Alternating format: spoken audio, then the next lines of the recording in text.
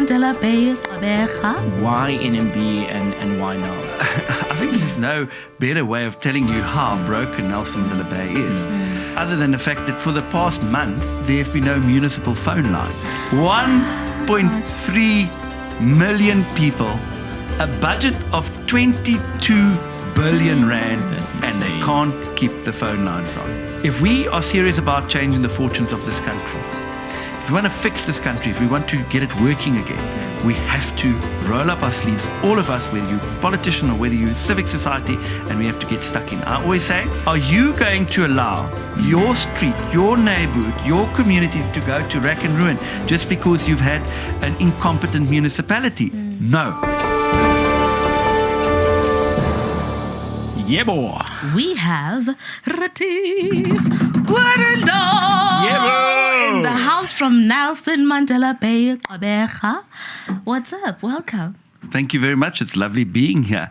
Nelson Mandela Bay, the friendly city, the city with 300 days of sunshine and not as much wind as the rest of the country want you to believe. That is not true. That's a lie. First lie What detected. lie? No, absolutely not. not. Even 100 days Fact, in we're not office. the windy city, we're the friendly city. It's windy. I can never wear a dress in that place because God knows I'm a... Are you wearing a dress now? There I are don't going to be think so. blessings everywhere in the country. But Retief, we know you. We're sitting here. We're having a chat with you. We know you love Gqeberha and you think the wind is kosher. But to people in South Africa who don't know Retief, who named you and why are you Retief? Well, my mother and father named me. I was born and bred in Nelson Mandela Bay, and I went to school there, and I also studied at Nelson Mandela University.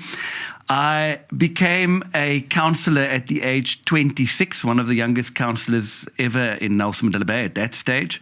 And I also started my practice fairly young. I'm an attorney by trade, and I still practice. I believe that it's very important for politicians to have a life outside of politics, although it's becoming more and more difficult to practice. That practice is bleeding at the moment because I don't have time to get to most of the work. But I've always lived in Nelson Mandela Bay, and I meant what I said. You know, we've got such an amazing city with such amazing potential. It is a city that's got one of the most moderate climates in the world, 300 days of sunshine. Yes, it does have a little bit of wind, but that just helps to cool us down sometimes. But I mean, tell us about your upbringing. How was your time as a young man in Nelson Mandela Bay? Well, I think I had fairly strict parents, and I went to school quite close to my house in Algoa Park. And what was school like for you? School was, I think I was a bit of a nerd. So I think I liked school. I was a bit of an academic, and so I didn't play as much sports in primary school like I did later on in secondary school, but in high school. But I really enjoyed studying, and now that my kids are in primary school, I encourage them to study harder, and I remind them I should have studied English. To be fair, Retief, if I can just jump in here a little bit, I'm always a little bit wary of people whose job is described as a practice. I mean, how often do you have to practice before you get it right? Before you get the practice. Well, I should be practicing more. I think that was the point. But Because the practice is bleeding. Yes, absolutely. But I think it's very important for any politician to have experience to the outside world. And my wife, Annie, Annie. We've been Annie. married for 15 years, my better half.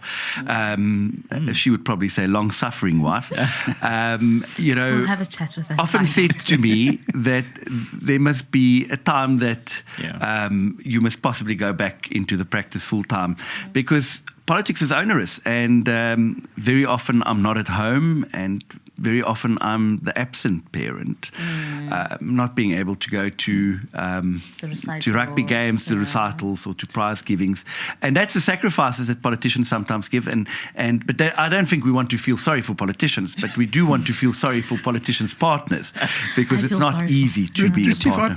Whenever I'm in discussions with people who've been in politics for quite a long time, such as yourself and the work you've done, I I always want to know, was there a Damascus moment? Was there something that happened where you thought, this is why I have to go into politics, or this has given me the go-ahead, this is why I'm going to do this?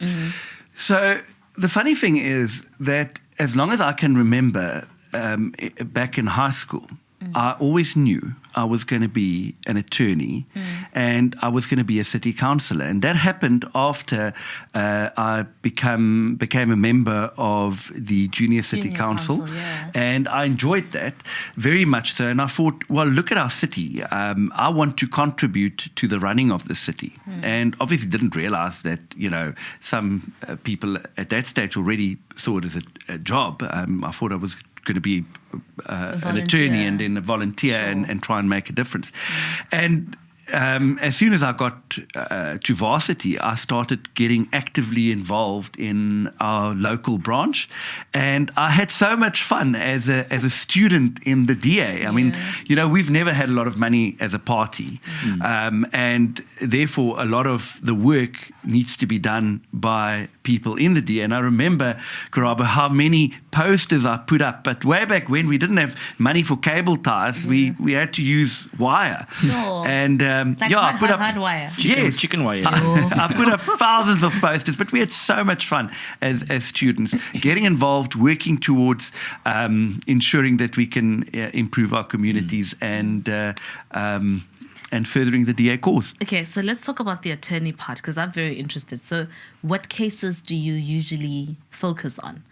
Do you have a field that is your niche, or is it any case and we're good? So very early in my practicing life, I realized that I wouldn't be able to be a public rep and then also be able to do court work or litigation. So I turned it into a bit of a pen pusher's practice, where we do estates, contracts, conveyancing, and so it's very much a pen pusher's practice. Okay, so essentially life is fun. We are here to do the legal things, but we're not taking you to jail yet. Life is still okay. But Karabo, there's this famous story of when Retief first started. He was in the police cells.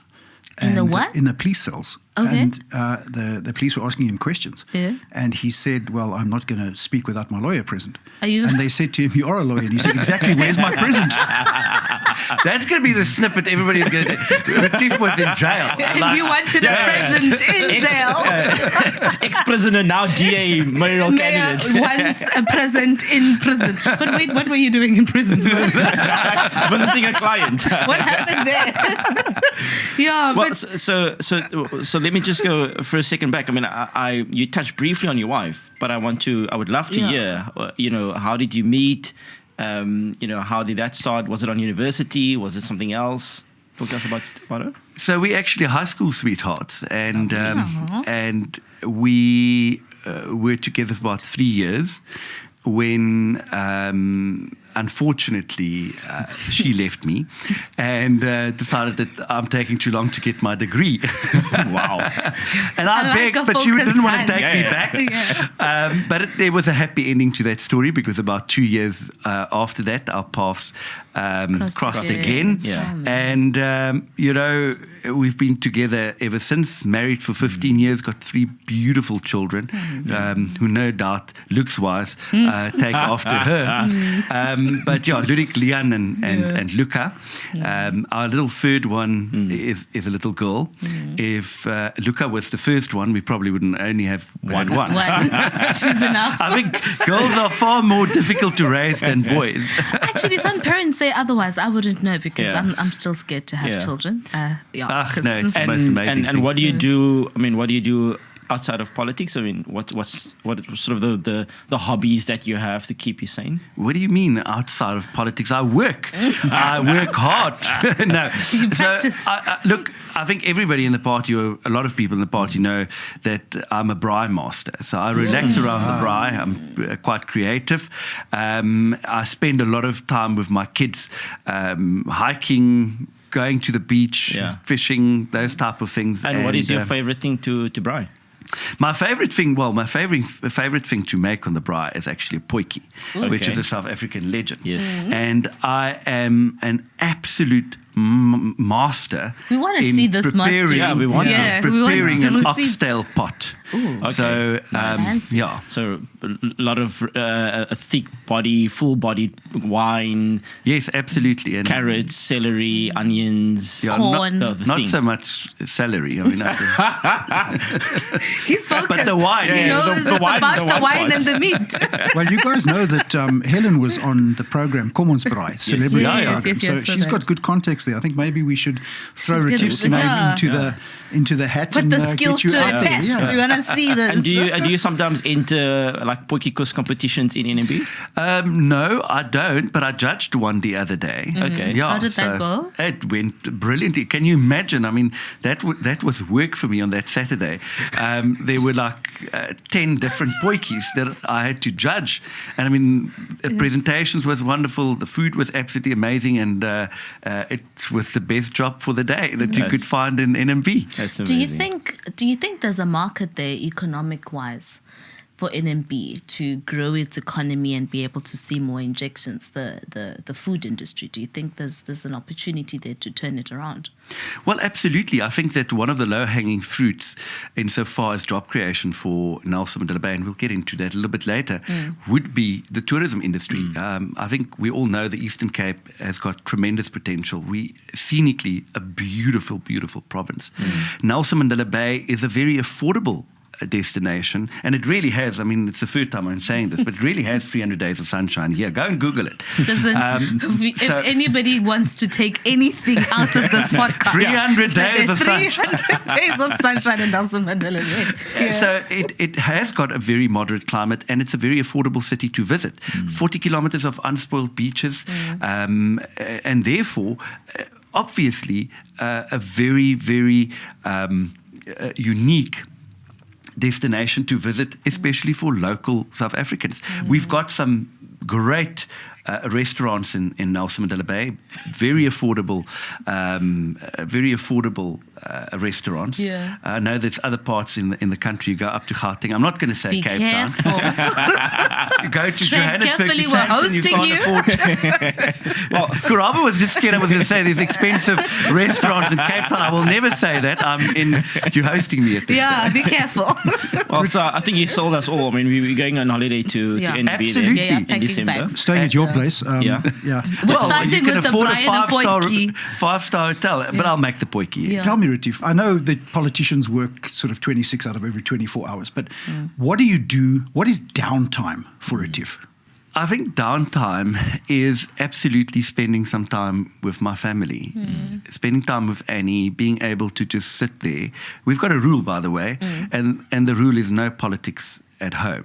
How does that I'm allowed to tell Annie something about my day, but the moment I start talking politics, or we invite friends over for a braai or a potjie, and we start talking politics, she gets very upset. Yeah. Because she says it does become all consuming. Yes. And so just spending time with my family, spending time with the kids. I realized the other day Ludic turned 13, so I basically only have 5 years with him. until he goes, And then yeah. he'll go to university, hopefully. And so you need to make that family time count. You want to create memories with them and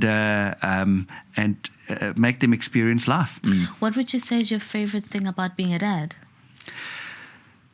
So there's a song in Afrikaans. It was by the late Guy Korsten that said "Papa maak dit reg," which roughly Papa equates makes to it right. "Father makes it right" or Yeah. "Father fixes it."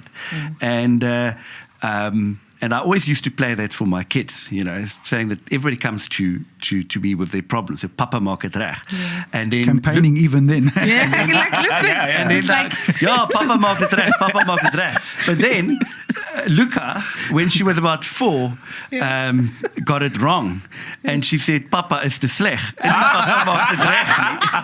what did you do actually? No, you can just laugh at that. Service delivery slowed down. So we slowed down at the stadium and we're like, no. Well, I think you just gave yourself a new campaign slogan. Yeah. Papa maak dit I feel reg. like Retief maak dit reg. Retief maak dit reg. Yeah, it's actually I like really cool. that. Yes, That's it. yeah. So I mean, 21 years since you joined the DA. Why NMB and why now? So, I mean, obviously, I'm born and bred there, but that city has got such significance, I think, to South Africa. And I think that the Eastern Cape, sadly, unfortunately, still has a lot of problems, which has been exacerbated by very bad management, bad leadership over the last couple of decades. We're still the poorest province in the country. We've got one of the lowest GDP per capita right there in Nelson Mandela Bay, one of the highest unemployment rates in the country. And South Africa is is the most unequal society in the world. So I would go so far as to say that if we've got one of the highest unemployment rates and we live in a country with the most inequality, then we're probably one of the poorest cities in the world. And I think, considering what I've mentioned about the prospects of Nelson Mandela Bay, the fact that it's actually a lovely place to live, it's a 20-minute city, you never get stuck in traffic there. It is worth saving. It has got so much potential to be the next big thing. And the only thing that holds Nelson Mandela Bay back is the fact that it's got leaders that does not care about the future of the city, but more importantly, the future of their residents.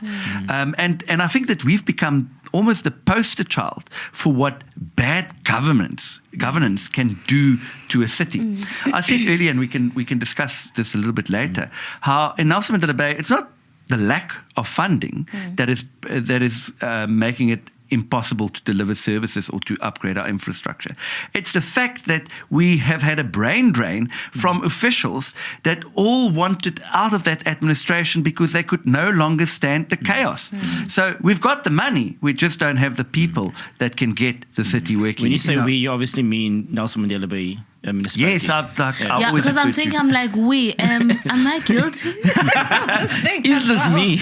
Am I the certainly not the DA. Is Matlanga gonna call my name? Yeah, I think the point that you make there, Retief, and as former Free Staters, I'm sure Karabo will I'm still a current Free Stater order. Yes. that this is happening in so many places. I know that in the Eastern Cape, the challenges are far more advanced. But I think there's a Nelson Mandela Bay in every province that is being mismanaged by the ANC. It is being badly run into the ground, that the service delivery has got to a point where you look and say, can we drag it back? Can we pull it back? But your experience is you have been in a position where you did start to pull it back. You have been in a position where you saw what is wrong and you know how to fix it. Obviously, that came to an abrupt end, but you've been there. You've seen what can be done, and that must be quite inspiring because you know how it can be fixed. Well, Richard, I always say that fixing government or running a government is not rocket science. You just need to ensure that you adhere to basic principles. For example, when you try and fix finances of a municipality, there's a three rules to that. Firstly, make sure that nobody steals from you. Secondly, make sure that those that can afford to pay. And thirdly, make sure that when you procure services, you get value for money. And that's sort of like the basic guidelines in the private sector as well. And the only difference between the private sector company and that municipality whose finances you're trying to fix is the fact that there must be a social safety net for the poor, which is a constitutional obligation and which is funded by national government. That's the only difference. But if you adhere to those three basic principles, you can go and basically turn around the finances of even some of your smallest municipalities. But it's because leaders waste money. They appoint incompetent officials that are corrupt and connected to corrupt politicians that wants to loot from the state. That's why we don't have sufficient money to service our communities. But I mean, go for it. So first, I want us, before we go back to talking about the mess that we're in, right, that you just detailed, I want us to just go back. You were mayor. You had an opportunity to deliver services and change the lives of your constituents there. And then jiggy, you were cut abruptly and had to move forward. But what did you leave behind that we can look back to and use as a source of strength for why we want you back in that seat? Well, I think there's a couple of examples that I can use. But, first of all, I would say that in the financial year 2020-2021, the city managed to build only, and this is a metro municipality with 1.3 million people nearly, managed to only build 27 RDP houses. And the rest of the funding was sent back to National Treasury. The financial year after that, the city managed to build only 28 houses. They did one better. And again, sent more than 180 million rand in top structure grant back to National Treasury. But in our financial year, we managed to get human settlements working again. And we built 450 houses. Well done. And didn't return a cent back. We also managed to get from 28 to 400 in just a year. 450. Yes. Wow. Sure. Yeah. So, it can be done. It's not rocket science. But you need to understand what is wrong with government in order to fix it. You need to understand that you need to provide proper oversight and give proper leadership. And I think one of the best examples is probably the fact that we achieved the first unqualified audit opinion in 12 years in that city for the period that we governed.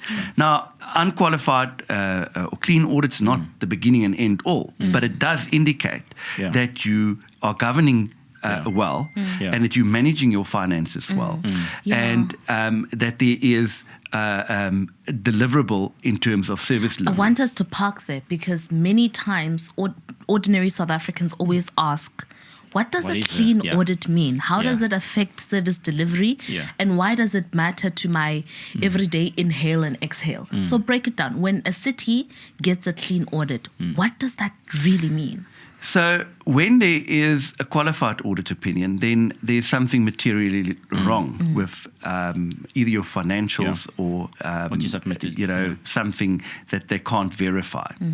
When you've got meaning if you said you were going to spend 500 rand towards filling potholes, but you spent that 500, but nobody knows where it went because the pothole is not filled. Or you've awarded a contract irregularly to somebody. Sure. So there could be potential collusion and fraud, and that can then be highlighted. Unqualified opinion is when everything you've said can be verified. There can still be issues of concern that the Auditor General highlights, but generally speaking, you're not trying to mislead the Auditor General, and there's good governance principles that are being adhered to. And I said it's not the beginning and end all, because what matters to the people is what should matter to all of us is service delivery. But you do want to know that your money is being spent on what it's meant for. And that is why it's so important to get at least an unqualified opinion. When you move to a clean audit, which is the best that you can get, that means that you've actually dealt with all of the issues that the Auditor General has actually highlighted over the years.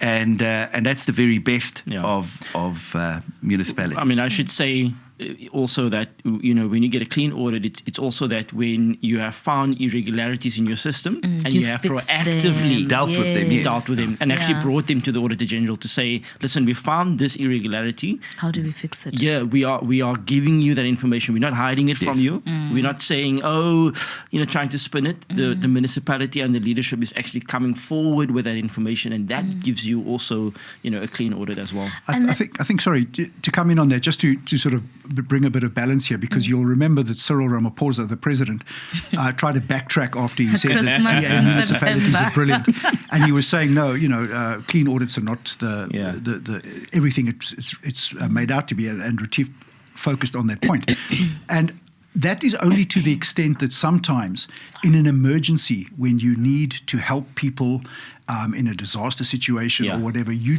can't stick to all the rules to help them. So you have to get deviations and you have to have things changed to help them. But back to the point of your clean audit, shows at least, or your unqualified audit shows that you are doing everything you can. And a clean audit is something to aim for.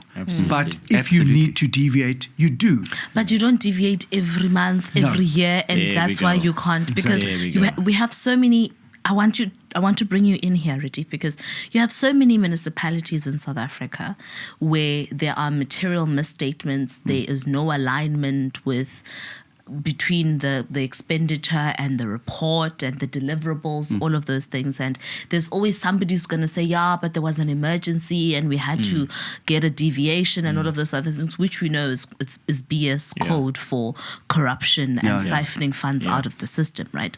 But what I want to bring you in is, after you left, you were able to not only deliver from 28 houses to 450 houses in 1 year, which is you didn't have to go to church and pray for 40 nights and 40 days to get that right. The money was there. The money was there. You just had to know how to spend it and what to do it. And you had the will, right? Yep. What happened when you left? Well, it's a very sad story, and I think everybody in Nelson Mandela Bay knows the story. One of our coalition partners stabbed us in the back, and we lost the city. Who's this? Gary van Niekerk from the Northern Alliance, which is a local party. Okay. And sadly, he became the executive mayor at that stage. And they reverted back to a qualified audit opinion for the year. That Within months. Directly after. So now we're back to where we started. But even worse is in the 2 years after we've left, the city has lost nearly R1 billion in grant funding to National Treasury because of an inability to spend it. Sure. So in Tembisa, you have corruption with 2 billion rands of people just stealing money. In Nelson Mandela Bay, you have half of that, R1 billion rand, just going back to Treasury because nobody knows how to spend it. Yeah. And the sad thing, Karaba, is that here you're sitting with, as I've started this conversation, to say one of the poorest metros in the world. And you need to keep every cent in that city. Absolutely. Make sure that you invested in infrastructure. Make sure that your contractors have work. Make sure that you have an economy that is supported by good, sound infrastructure, because no business wants to invest in a municipality where infrastructure is collapsing. Yeah. And you're sending this money back But to there's so Treasury much because you to can't spend spend on. it. Yes, absolutely. Yeah. But I mean, so I think it's a very valuable point you're making, because the other issue that's also troubling Nelson Mandela Bay municipality is its municipal managers. Yeah. You know, I mean, they've had so many in so many years. You know, can you touch on that for us so that we can understand that better? Well, I mean, thank you. Luckily, you're sitting. We've had 47 municipal managers since 47 since 2009. It equates roughly to one every quarter or one every 4 months. So it is absolutely ridiculous. And we've had about 7 coalitions and mayors since 2016. And you can imagine the kind of chaos. If you think about your line manager or the owner of a business, if you had to have a new boss or new manager every 4 months, the kind of chaos that there will be in your institution. That's So insane. I was doing maths. I heard all of that. Like 40, I was going back in like 5-year terms. So you had 2021. That was the municipal elections. Before that, it was 2016. 2016, yeah. And then before 2016, 2011. it was 2011. Yeah. So, and then 2009 is 2 Yeah. years before. So those are 3 government terms. Like Yes. 5-year terms. You ran 47. 47, yeah. So, and the kind of chaos that creates is a perfect space for looting. Yeah. So, and this you must understand, this we must all understand, that nobody can loot from a government where things work. Therefore, certain politicians try and create chaos in the administration, try and cause instability within council, because where there's chaos, it's easier to facilitate state capture. It's easier to facilitate looting, and we've seen it in Nelson Mandela Bay. I'm going to give you a figure that's going to shock you. Nelson Mandela Bay is number 1 for having the most irregular expenditure on its financial statements. We can call it In a fact, night. in fact, 22 billion rand Sure. in irregular expenditure. Irregular expenditure is when you obviously have incurred expenditure outside of supply chain regulations and you foul of the MFMA, which governs how you must spend The budgets and things that finances. require forensic reports. Yes. Yeah. So let that sink in and you understand that the chaos that we've had in council with all these mayors and all the city managers that they were equated to all of this irregular expenditure. And then 2 and 2 makes 4. But where Because- are they, Retief? Like, Who because- are they? Yeah. Who are these people? And where are they? Have they been recycled into the system, classic ANC cadre style? Where are they? Yes, absolutely. That's what often happens. Somebody comes in and just walks out, is given a golden handshake. Our current city manager has been sitting at home for the past 20 months, earning 250,000 At rand home. a month. Yes. Say that again. Suspended. Earning how much a month? 250,000 rand a month. That's a lot of money. That Sitting equates at to an home. RDP house per month. You know, Sure. that's the value of that And it's so salary. some Queen's kids And she's been sitting at home for 20 months. She's been suspended, and now council the other day considered giving her a golden handshake. And luckily, the item, it was about to be considered. The item was withdrawn by the mayor. And, this is a state of governance by the ANC. Why was she suspended? Because of some irregular contracts within the municipality. She's also facing criminal charges. Why is she not fired? I don't know. Like, explain it to an ordinary Because- person. Why is she suspended, still earning 250,000 rand every month for 20 months for doing fuck all sitting at home? Karabo, because I think that, again, nothing in that municipality works. Like in so many other municipalities, the disciplinary boards don't work. So it takes years To actually get rid of them. get people through the system. Then they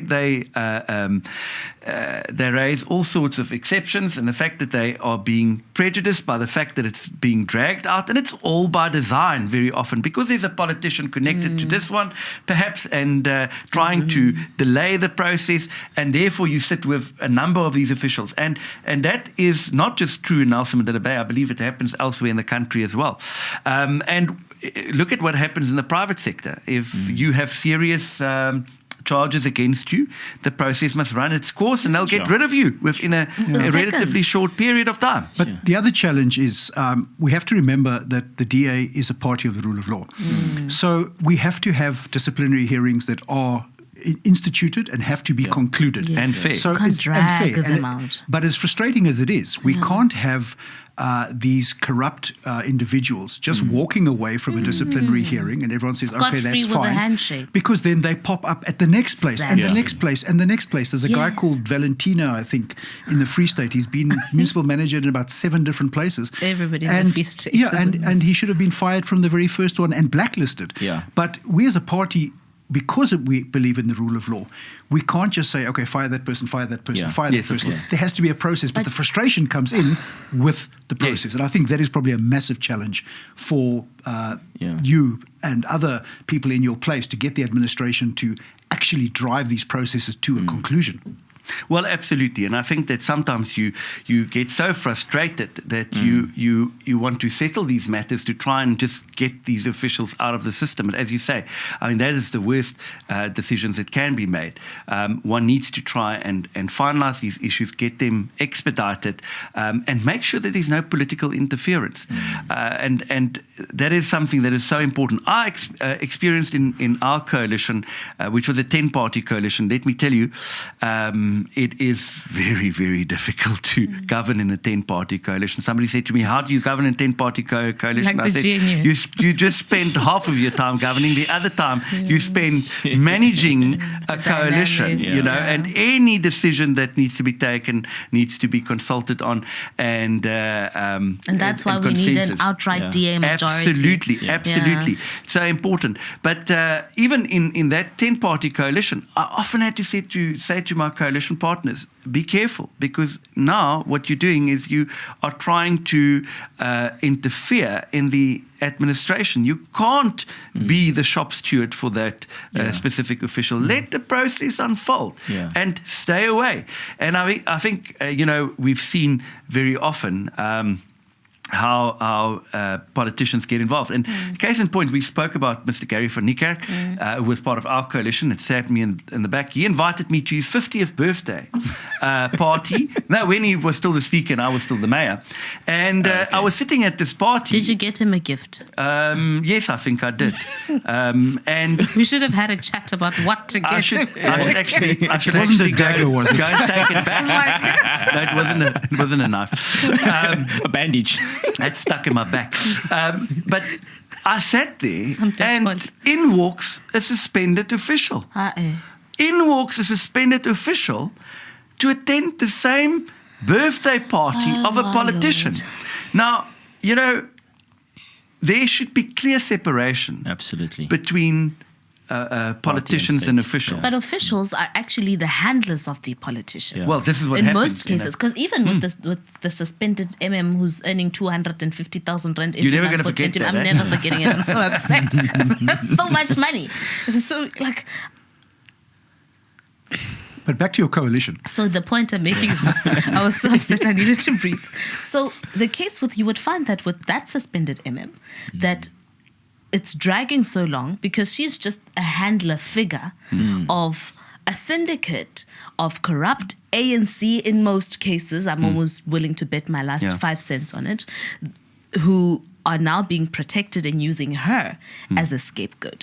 And like we've seen with the seaters in higher education, she's going to move on after getting her golden handshake and is going to go be appointed as a chairperson of a seater board or an administrator, like we've seen with Opankwane, who moved from Mfuleni and Jiggy Jiggy. He's now all of a sudden managing billions of rands of South Africa's money. It's a culture that is so interesting, it's in the bloodstreams of how the ANC thinks, and in every corner of administration that we genuinely, when we get into government, Retief, have to work before you can even deliver services. You first need to scrape out all the rot and detox the system of all of these corrupt people before you can get anywhere. But the issue, and we've seen it in Nelson with that is it's some of the smaller popcorn parties have the same thing. They're only in it for power and position. I mean, Gayton McKenzie has said as much on a number of occasions. And he shows and it to that's us another every day. story, Gayton. Anyway, has he resigned yet? Do you know? Because Kenny's not back. He says he withdrew. He says he's retracted the resignation. He made a threat, got what he wanted, and now he's like, okay, moving on. But quite often there's the problem where people come and say they want power and position. So they will change their ideological standpoint based on how much they're being offered. There's no principle. So this is why the threshold legislation is so important. And I know there are a lot of talks and details being discussed at levels different to what we normally operate in about that. But it's critical that we get this threshold legislation in, because 100%. I think in your case where you had a 10-party coalition, if there had been a threshold legislation, you would have had a 6-party coalition or a 5-party coalition, which immediately starts making it look better. And as we've seen from what Helen Zille did in Cape Town when she was faced with a massive coalition, you bring those people into the fold, they become with you, they join you, and that's how you get your majorities if you don't get an outright majority. But we can't be going into 10-party coalitions. No, absolutely It's not. unsustainable. Destined to fail. No, It's a it's mess. absolutely unsustainable. And, very often many of these parties get elected on a fraction. So I know that there are people, some of the parties that were elected in Nelson Mandela Bay with 1,800 votes, and some of them are sitting on the mayoral committee, overseeing departments with billions of rands, overseeing departments where thousands of people are actually employed, and that has led to the city being so dysfunctional. And that's a story, sadly, we can see in so many other municipalities. But I think there's no better way of telling you how broken Nelson Mandela Bay is, other than the fact that for the past month, there's been no municipal phone lines. Sure. They haven't paid the account. There's a dispute with a contractor, service provider. And if you're a resident in Nelson Mandela Bay at the moment, the only way you can log a service delivery query, other than maybe via email, is to phone your ward councillor. The call centre of the municipality has been offline for 50 days. What? This is a city, not some small, I want to say, one-horse town. I'm not going to say in the Free State. I heard you. And But 1.3 million people, a budget of 22 billion rand, That's and they insane. can't keep the phone lines on. I know this is live. Can we test that? Can you call the call center now and let's see if they do pick up or if it's actually offline? so, It's so insane. Yeah, I'm interested to know Shall we try this? Yeah, try Okay, it. Let's so test. hold I it want to close know to the the mic if people you who can. are responsible for answering the lines. They're getting paid. What are they getting paid to do if the lines are not working? Well, not for answering telephones at the moment. Let's hear. What's the number? It's 0800 Yeah. 20 50 50. Please put it on speaker. I And want to we're hear going to this. put it on speaker. There we go. Closer to the mic.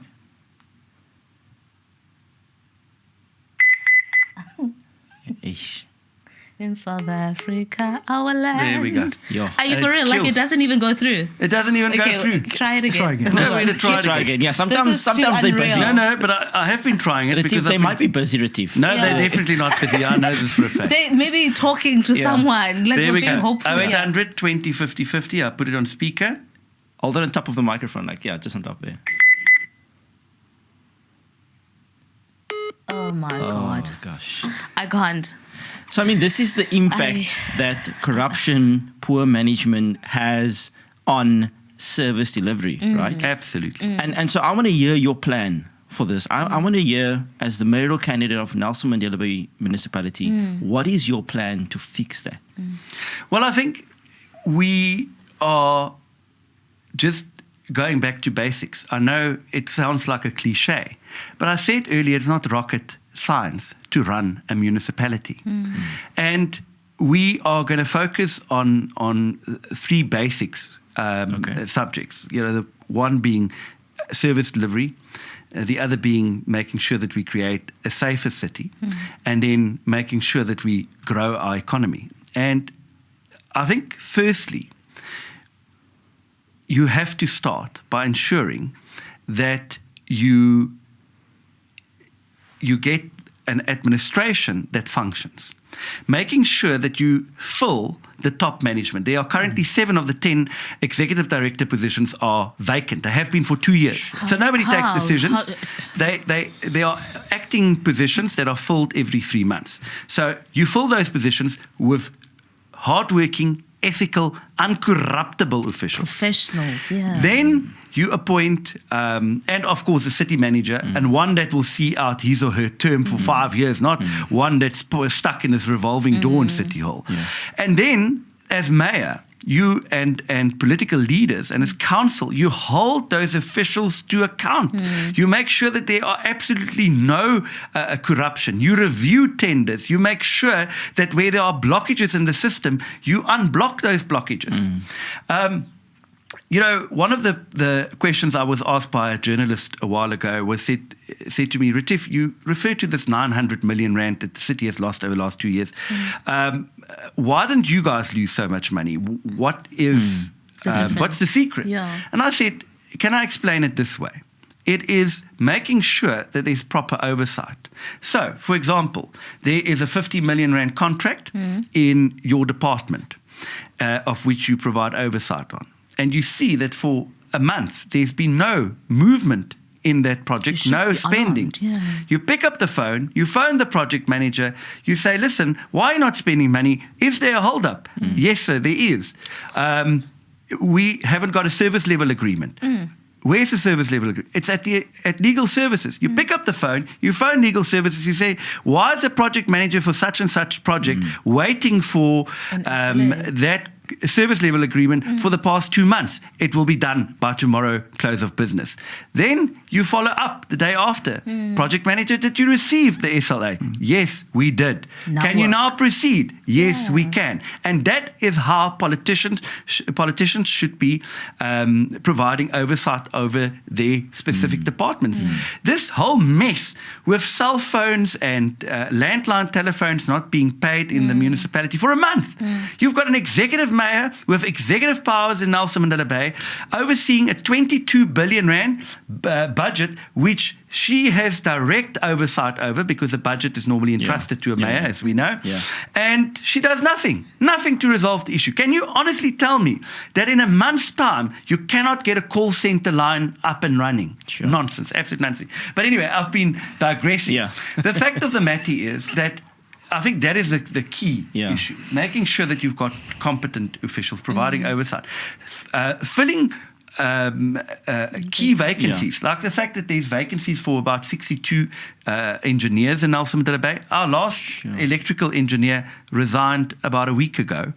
And You know how many engineers we have sitting at home who would love that opportunity? Absolutely. And there are many engineers that tells me that government actually pays better than the private sector pays, unless you've got your own consultancy. So there's many people that can be appointed. Fill those vacancies for engineers. Fill the vacancies for plumbers. Fill the vacancies for electricians. Make sure that your artisans are there. You look at a department like the Electricity and Energy Department. This is another shocker that I'm going to give you. No, I've had enough, Retief. I'm shocked enough. Last financial year, Nelson Mandela Bay, for the first time in the history of the city, paid Eskom more than what it brought in through electricity sales. Wow. Bulk electricity cost more than what we brought in from all the sales from our customers. 700 million rand more.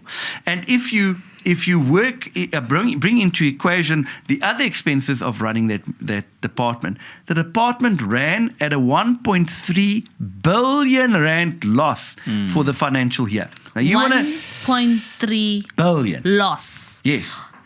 Okay, break this down. Sure.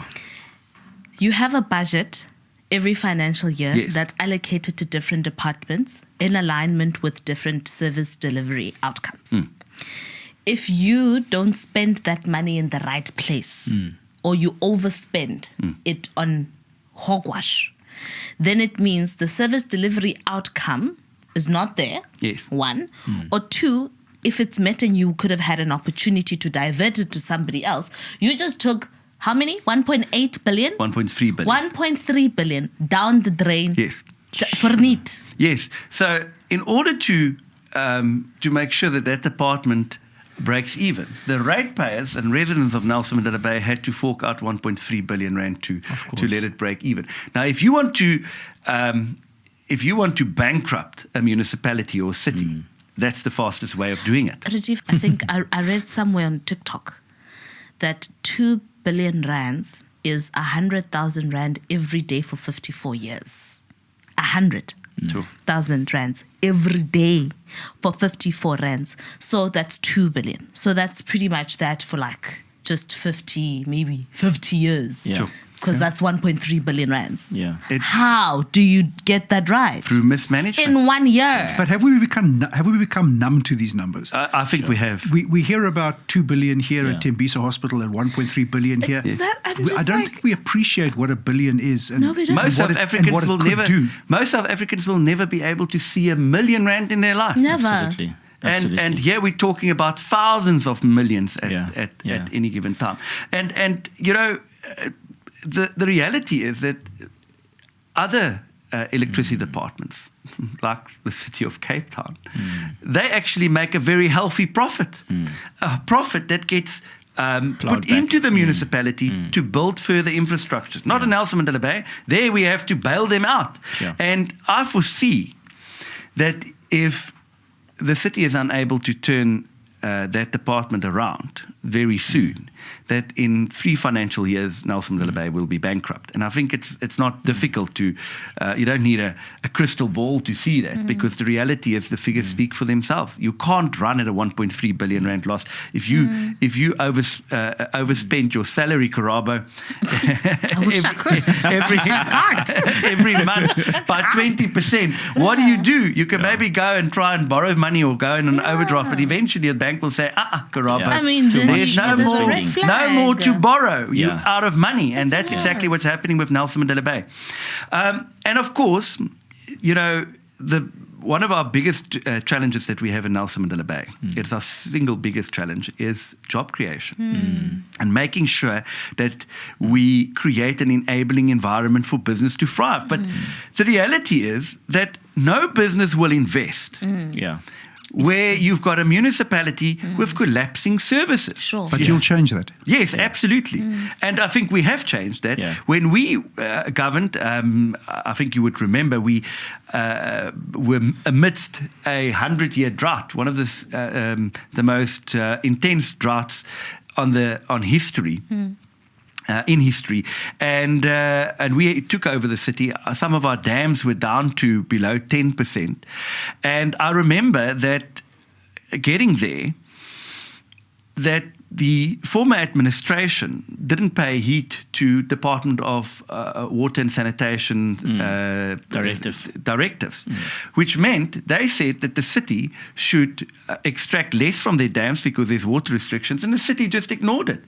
In fact, on the Crom line, which is the Churchill and the Impofo dams, they extracted 3 days equivalent on one day, every day. And it became almost a mathematical certainty that we were going to run dry and become the first metropolis in the world that ran partially out of water.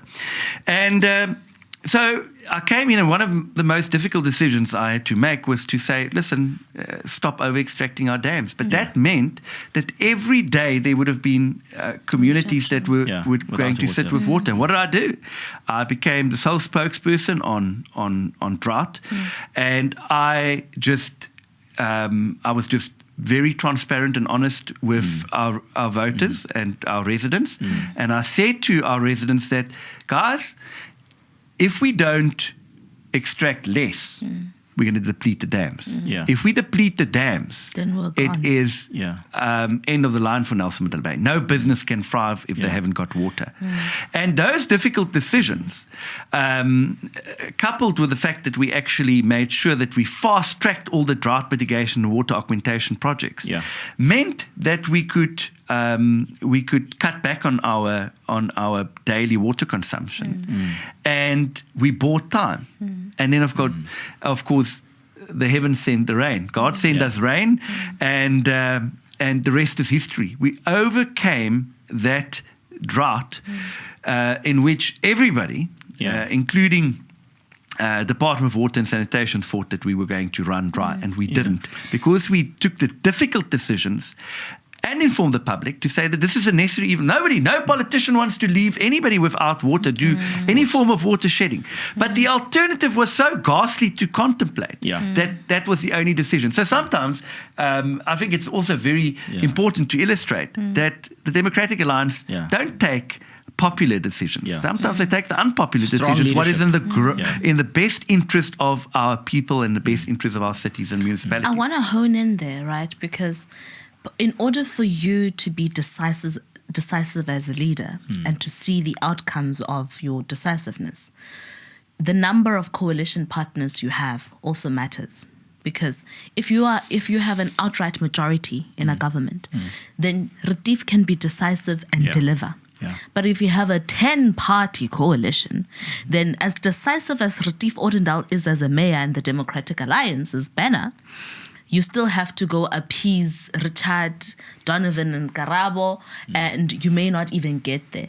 So I want us to have a chat with the people of Nelson Mandela Bay about the importance of voting for the big fish players and the Democratic Alliance and the danger of voting for small parties. Well, I think that, obviously it's everybody's democratic right to vote for who they want. But there's really only two options in South Africa to vote for. And that is the ANC or the DA. Because those are the only two governments you get, or a version of those, meaning that either a coalition with the ANC or a coalition with the DA. And the fact of the matter is, if the DA doesn't get an outright majority, it might get a DA coalition and might get some coalition partners. But there's no guarantee that that coalition is going to last, like what's happened in Nelson Mandela Bay, which your coalition partners stab you in the back, and then before you know, you've got an ANC coalition. And we all know that the ANC can't govern. And we've seen their track record. Even Cyril Ramaphosa says that the DA governs municipalities better. And therefore, it is so important to look at a party that's got a track record of good governance. And I'm not saying that we're perfect. We also make mistakes. We all know that. But when you compare DA governance and delivery to ANC governance and delivery, it's chalk and cheese. You can't compare the two. And I think we got a lot of people excited in Nelson Mandela Bay over a short period of time where we didn't manage to turn the municipality around overnight, because it takes years to rebuild a broken down state institution or municipality. But they could see that we were making movement, that we were making progress, and that we were moving in the right direction in terms of delivery. And I think that a lot of people in Nelson Mandela Bay also realized that the only way out of this mess, also the only way out of our unemployment mess, is to vote for a party that can create a stable environment where council can thrive, where the municipality can thrive, and where business want to invest, because business don't invest where chaos reigns. So when you were in power, like you're saying now, when you were in government, all right, you got things done, you showed people you got things done, strong leadership, decisive leadership. But isn't that what you're doing now? Because you're going out and you're saying, this is how we can do it. This is how we can fix things. Retief looking like a Free State farmer in his shorts and he's out there, the sun beating on his head. But he's out there and he's fixing potholes and he's making a change. And then people, even though we're not in government yet, again in Nelson Mandela Bay, and I say yet because it's coming. He can see, here's Retief, who everyone knows, he's been there his entire life, he's been the mayor, they recognize him, they know him, they trust him. And here he is, in his shorts, still filling delivering. A pothole, still delivering. So is this part of a strategy, Retief? I think that South Africans as a whole, everywhere, is just heartful of politics. They want to get things done. They want to see progress. And that's the kind of attitude that we have. We say, well, we can talk about what's wrong in Nelson Mandela Bay, or we can try and do things ourselves. Now, it's not sustainable, you know, because it's often DA-funded initiatives, and the DA doesn't have government money. That municipality has got 22 billion rand, and they waste a lot of it, and they send a lot of it unspent back to Treasury. The DA takes some of the very little money that they actually need to use for campaigning to garner votes, to actually make a difference in our communities. And very often you see our ward councillors doing things which municipal officials must do. But we are so desperate to provide some level of service delivery to our communities that we will do whatever it takes. And therefore, you'll see me so often doing road markings, painting road markings, cutting trees, mowing lawns, you know, sometimes even fixing some other more important pieces of infrastructure, and collaborating with private sector, with private business, to be able to come up with solutions and to fix our infrastructure. And that is very, very important. The one thing I do want to say about my outfit, because everybody says, well, we never see you in a suit, we always see you in shorts. I just want to say, the most presentable I've seen. Yes. So I just want to say that shorts is a far more affordable half the price. What about a fraction? Half the material, half the price. A fraction of the cost that a suit will cost you, and far more comfortable. And I'm enjoying that 300 days of sunshine. Here we go again. Yes, here we go. 300 days of sunshine. So I think it's obviously clear here that you have a plan for Nelson Mandela Metropolitan. I keep on thinking of the university capacity. I want to come back to something that you've mentioned in your manifesto, which is the investment council. Yes. Jobs is a very important thing right now. I mean, you've mentioned it, the highest unemployment for metros in South Africa. What is your plan with the investment council, and why is that so important for that municipality? So I interrupted myself when I was talking about growing the economy, and I started off by saying how important it is to make sure that there's sustainable municipal services, because no business will invest in a municipality where there's not a sustainable water and electricity supply. So that's very important, and obviously also a good, reliable road infrastructure. And therefore, you need to ensure that you get those basics right, because that's what business requires in order to function. But very importantly, often there's also obstacles to investment, and we find that in Nelson Mandela Bay, in the past, currently, it sometimes takes 2 years to get a town planning amendment or rezoning or subdivision through council, and that is just totally unacceptable, because how things work is, if you're a business owner and you see that there's an opportunity here to do business and you want to build a warehouse or a factory, you can't submit that application and wait for 2 years. It doesn't work like that in business. Even worse, sometimes we have in Nelson Mandela Bay, we've got factories and warehouses that are built and standing empty, ready to roll, but then they have to wait for up to 6 months to get a free-phase electricity connection from council. Now, that can't be a municipality that is serious about growing the economy. When you've got that kind of investment, and when unemployment is your biggest challenge, you need to roll out the red carpet for investors and for business owners, make it as attractive and easy to invest in your municipality as possible. So the investment council is actually something that I established when we were in government in 2022, and it basically offered the business owners or developers that had problems or blockages in the administration opportunity to appear before the mayor and the entire senior management of the municipality. So for example, Karabo, you say that, listen, my town planning amendment has been stuck because my site development plan hasn't been approved for the past 6 months. You come and appear before that committee and you state your case, and the mayor who chairs then says, okay, well, I want to hear from this executive director, why has that site development plan? What's the holdup? Tell us, because we want to fix it here, because we want to get that application through. And we did that and launched that in 2022. And after we were asked it never sat again.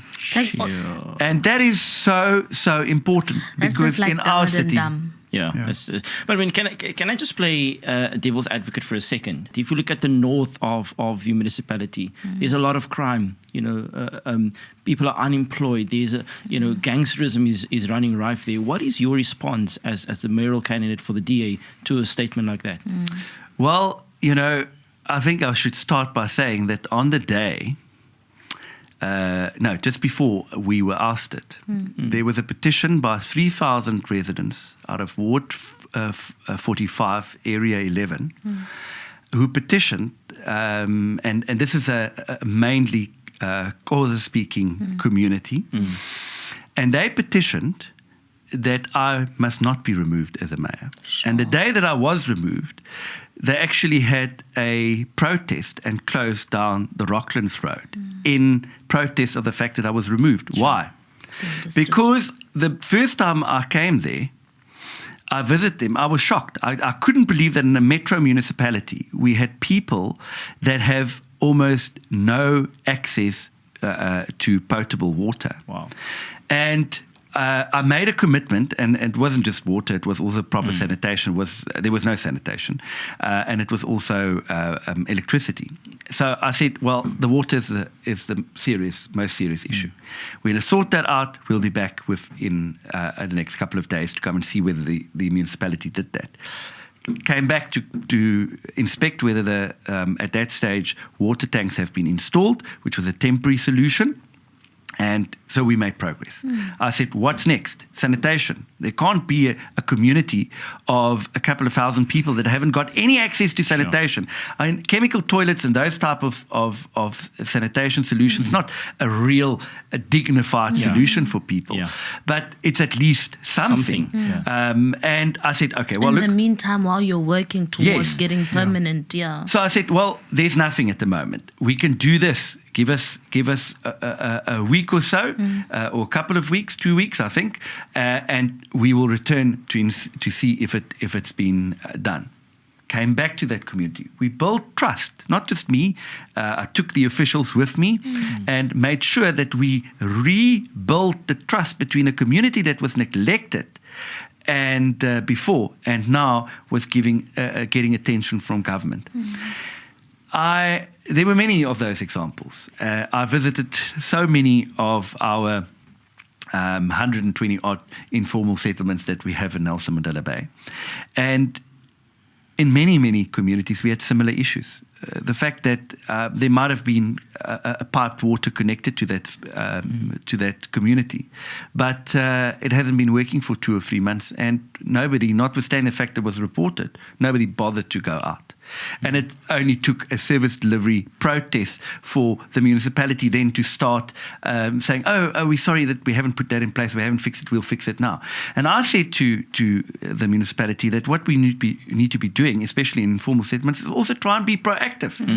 We've got a massive housing crisis in Nelson Mandela Bay. There's an estimated 50,000 housing unit backlog in Nelson Mandela Bay. So there's a lot of informal settlements. There's a lot of informal houses.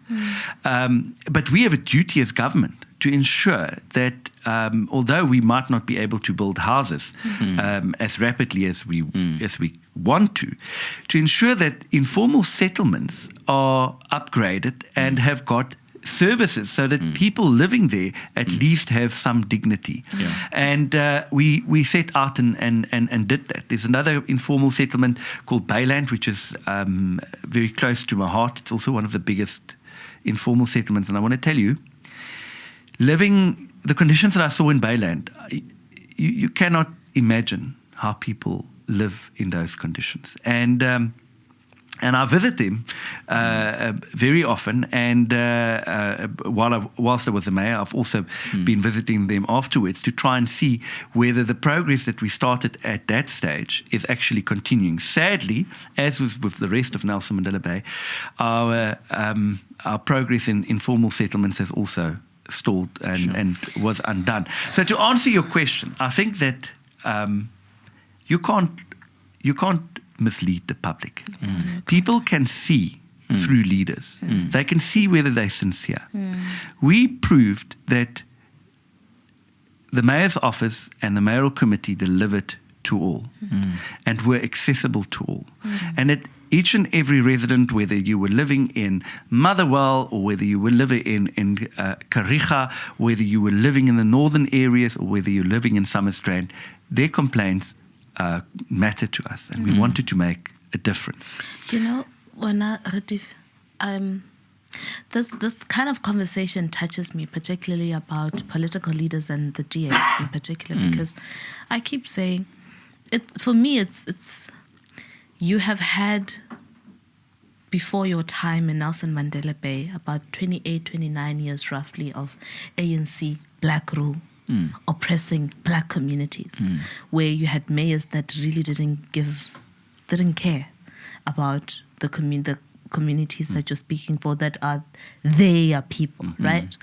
And then in 1 year, 2 years, he goes there and he makes the little change that he could with the resources that he had, but he put them where his mouth is and delivered. And for me, I always say, it's not a racial thing. It's not about whether a black, a colored, or a white person cares more for which demographic. It's a human thing. Yes. Yeah, because I mean, the DA cares. It's a human thing. And for me, I'm hearing you that when you care about human beings, your actions show all the time. Yeah. And that for me is what inspires me about people like you, knowing that we have leaders who really just care about the quality of other people's Absolutely. lives. It doesn't matter what you look like. It doesn't Yeah. matter who gave birth to you. It doesn't matter which kind of ancestor you Yeah. recognize, whether you recognize ancestors or Yeah. angels. Yeah. But because you're human, you deserve the dignity of Absolutely. water running through your taps, of living in a house that is dignified, and the dignity of going to take a dump and the ability to flush. Yeah. Well, I think that I've personally always thought that there's only two types of people: a good person or a bad person, and you have a choice. You can either be a good human being or you can be a bad human being. And I think that when you get that tremendous honor to service your community, and it can be as a ward councillor or it can be as a mayor, I think that you must use that honor to make a lasting difference in people's life. Imagine being elected to a position, to put up your hand to say that I want to represent my community. And you go into that office, but you make no difference at all. Or life is even worse than what you found it. What an utter failure you are as a leader. And As a human being. I think that you know, as I've said, people can see through leaders with dubious agendas. And I've seen it when I went into communities and I was attacked by the ANC and some of their structures. Community members just say, no. Yeah. He's our to hell with person. politics Leave here him. now. Yeah. Leave the politics out of it. This is the mayor, and he is coming to assist us in this community. And I think that is very, very important. And to do a lot of what we've spoken about today brings us back to a really powerful point that we're all driving, and that is jobs and growth. Because to achieve a lot of this, achieve jobs and growth, we really need to change things. Now, my experience in Nelson Mandela Bay is that the public transport has always been problematic. Oh, yes. And if you want jobs and growth, especially in an area you've got 1.3 million people, you've got people who live outside the boundaries of the city, what is the situation with the public transport at the moment, and what is your plan for that? So I think that I always use a short little sentence where I say, we have to grow us out of this unemployment and poverty mess. We have to grow the economy. That's the only way we're going to get out of this unemployment and poverty mess. There's no other way. And public transportation is key to achieving that, because we know that with apartheid spatial planning, people were put on the periphery of our municipalities, and sometimes it's the poorest people that have to use proportional to their income, most of their salary, to be able to get to the work, to their works, if they're lucky enough to have a job. And we've had a public transportation system which is called the IPTS, the Integrated Public Transport System, and it cost the city in excess of about 4 billion rand. In actual fact, it was actually paid for by national government, most of it, and it's been limping along. And we launched it when we were in government and the DA was in government in 2016. We launched that service after the buses had been acquired 8 years earlier. And after the DA and its coalition partners, after 2 years, were ousted, the system deteriorated, and again it came to a grinding halt. And later on, it was relaunched. And when we were in government now in 2022, 2023, we had a record number of passengers, which is still Mickey Mouse numbers compared to the city of Cape Town with my city. But we had 1.1 million people on those buses. And I went for a trip myself, and we realized that there were some problems with the system that needs to be fixed, but it was transporting people. Then we were ousted, and that bus system came to a grinding halt. And for more than 6 months, the buses were grounded. They did not function at all. And they've subsequently relaunched the system. But there are only about a quarter of all the buses on the road, which means that they're making no difference to the people that they're supposed to be servicing. And they're also so unreliable that people would rather go with traditional taxis or Algoa Bus Company in Nelson Mandela Bay than they would go with the IPTS. And that's a real problem, because if you want a growing city, and you've got a growing workforce, you need to have reliable public transportation. And no public transportation system in the world is not subsidized by government. It has to be subsidized by government. But you can't keep throwing money at a system that's bleeding and is not beneficial to the community. So in Nelson Mandela Bay, it's very important for us to get the IPTS bus system fixed. And it must become more reliable, and it must be rolled out to other communities as well. It is very, very important that you have a reliable public transportation system. And we've seen that even in smaller municipalities like George, they also have a BRT system, an integrated bus transport system. Go George. And their numbers of passengers that they are transferring every month far exceeds exponentially so Nelson Mandela Bay, and that's for a small city like George. So you are coming back to the people of Nelson Mandela Bay saying, I and the Democratic Alliance need another shot, but an outright shot at changing your lives. What does that look like? So to a person who knows nothing other than poverty and the destruction and the lack of service delivery that has characterized Nelson Mandela Bay's style of government for the long time, what are the key KPIs that you are giving as an offer to the people of Nelson Mandela Bay? Well, I think that first of all, if you're lucky enough to be able to afford a car, if you buy a car, you take it for a test drive. Well, Nelson Mandela Bay residents have taken me for a test drive for 8 months. I love that analogy. And we brought them an unqualified audit, and they could see that we're making progress. Now, we want to ensure that we continue with that progress. In fact, I believe that progress has been undone and that we're actually far worse off now. But we've seen the likes of the ANC coalition partners and how they have ruined our city, how they've squandered our money. And the reality is that what we need now is not another flimsy coalition.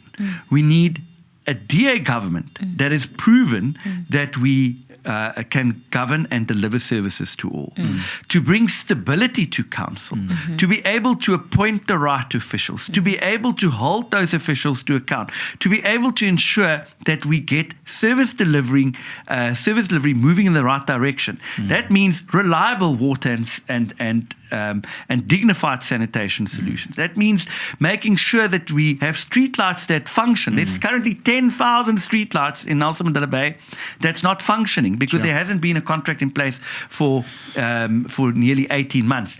And roads that's not riddled with potholes. We need to be able to come up with proper housing solutions for our city, for all of those people that might not be able to have dignified housing. The ANC has got an obsession with RDP top structures. Now, RDP housing delivery is very important. You need to build those houses, spend all of the money and don't send it back to National Treasury. But it can't be your only housing solution. You also need to be able to partner up with the private sector and be able to make land available for gap housing solutions. There are thousands of people that can't qualify for the RDP house, but they can't afford a bond either. What happens to them? They stay in backyard shacks, so they stay with their parents because they cannot afford to get a house. Government needs to step in and partner with private sector and say to them, listen, here is a piece of land. You develop these property at these are the sale prices or rental stock that we are wanting to provide to the community. We've got access to FLIS funding, which should be used, and it gives people a dignity. You look at other options. For example, the fact that when you go to somebody and you say, we can't necessarily give you a house now. Do you want us to upgrade the services in the informal settlement? They'll tell you, no, we want a house. And anybody can understand it. But what if you tell that person you might only get a house in 15 years, according to the funding that's coming? It's a no-brainer. They're going to say, we want a road, we want our own tap, we want our own toilet, we want an electricity connection, upgrade the informal settlement now. That doesn't happen in Nelson Mandela Bay. We don't upgrade, the municipality in Nelson Mandela Bay don't upgrade informal settlements. It happens right here in the city of Cape Town. I know, because here the reality of inequality is also an issue. There's not enough money to build enough houses immediately. So what do? You try and upgrade informal settlements. Doesn't happen in Nelson Mandela Bay. Has to happen. Making service sites available for people to build their own houses. There has to be an entire housing policy suite that's available to people. I know I'm probably going off on a tangent a little bit. Go on. But the reality is, it makes me so angry when you are 31 years into a democracy in a metro municipality with so much money that it can't really spend it. They're sending back to Treasury, and the only housing solution that they've got is RDP's top structures, and they don't even spend all that money, they send it back. Is that a government that really cares about people? It's not. And there is the passion that's going to sweep this man up to town hall and in the main seat. I mean, absolutely brilliant. If you want to take your car analogy a little bit further, Retief, and this is for free, you don't have to. A free car ride. When you have a car, all right, let's call it the Metro is now a car, and it has a flat tire. Okay. Under Retief, he will look at that and say, okay, let's fix what's broken. The flat tire is broken. Let's fix that so it's the same as the others. Whereas the ANC look at that flat tire and say, you know what, let's deflate the other three. Then it's all the same. So, you're there to take it forward. And you also know from experience that this isn't a one-man job. This is a whole of society approach. Absolutely. And what is your take on this whole of society approach? How do you bring it all to happen? So I always say that in most of our municipalities across the country, there has been a brain drain, especially in the municipalities where there were unstable councils, because no professional person wants to work in a place where there's chaos. And therefore you've seen in Nelson Mandela Bay this brain drain. And when we were in government, we actually put in place a memorandum of understanding with the business chamber, which gave them, which made a formal arrangement with them so they could work on projects with us and be able to fix infrastructure almost on behalf of the municipality if the municipality were unable to do so. Because there's this brain drain out of government, and we know that there's so many skills in the private sector, it is an absolute no-brainer to work together in order to find solutions to our problems. The fact of the matter is that very often, or mostly, your businesses that are invested in your municipality, they care about that municipality. They've invested there. They want it to function. Their residents live there. The management live there. They want it to function. So it's in their best interest to find solutions with the municipality. And therefore, we saw that assisted us as well when we governed, when I often picked up the phone and say, listen, I needed advice to an engineer, and just to be able to also provide proper oversight over what the municipality is doing. So that is integral to the success of any broken municipality. Collaboration with civic society and a whole of society approach.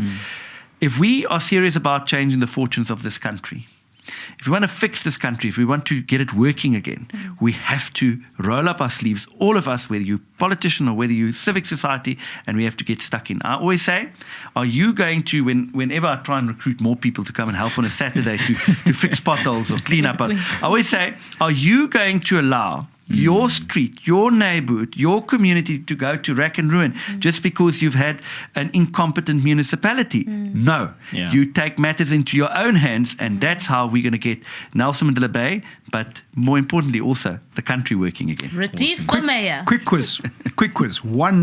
Just one quick answers from you. Favorite meal? Favorite meal? Potjie. Favorite color? Blue. Favorite provincial rugby team? Province. And that's quite sad because in the case of provincial rugby, I mean, at one point, we were Eastern brilliant. Cape The was Eastern right Cape, up there and not anymore. So you stick to province. You've got a couple of cheaters around the table here. We back the cheaters all the way. But a final word from you. What can you say to all the residents of Nelson Mandela Bay and wider than that as to where you're going? Well, I just want to say that we've got an amazing country and we all know the potential. Unfortunately, it's been bedeviled by politicians that wanted to do things for their own dubious agendas. That has undone a lot of the good work that was done by politicians in our democracy. I mean, 25 years ago, South Africa was a different place than to what it is now. We remember the golden years of Madiba. We remember the early years of Mbeki. And sadly, we have seen how an irresponsible, corrupt organization like the ANC today only has their own interest at heart. They don't care about the people of South Africa. Yeah. So we need a new government in each and every municipality where we've got failed municipalities. And we can only get there if we vote for change. We've got a proven track record of delivery, and I've said it often, we're not perfect, but where we govern, we get results. And therefore, the DA deserves to get the support to bring the necessary change to your municipality. And in Nelson Mandela Bay, I just want to say that city has got so much potential. It is going to be the next big thing in South Africa. It's a 2-port city. It's got 300 days of sunshine. It's a wonderful climate. It's an affordable city. And, it's got well-developed infrastructure. And by the way, it is not as bankrupt as all the other broken metros are across the city. We still have a window of opportunity there to save Nelson Mandela Bay. We're going to do it. We're going to do it with an outright majority, and I won't stop until we get that outright majority, because Nelson Mandela Bay deserves better. We need to get Nelson Mandela Bay working again. You heard it here. Retief, I mean, you've heard it here, absolutely. And let me say, all the best for your campaign. We know that you're going to be our next mayor in NMB. You very clearly have a plan for service delivery, improving it, making sure that the public transport system can work, safer communities, and I think overall making sure that jobs drives the economic growth for that municipality and metropolitan, so that people can go to work, put food on the tables, and live dignified lives. Thank you so much for joining us. Thank you. Looking forward to seeing you become the mayor. Yeah. Awesome. Shout out to Retief.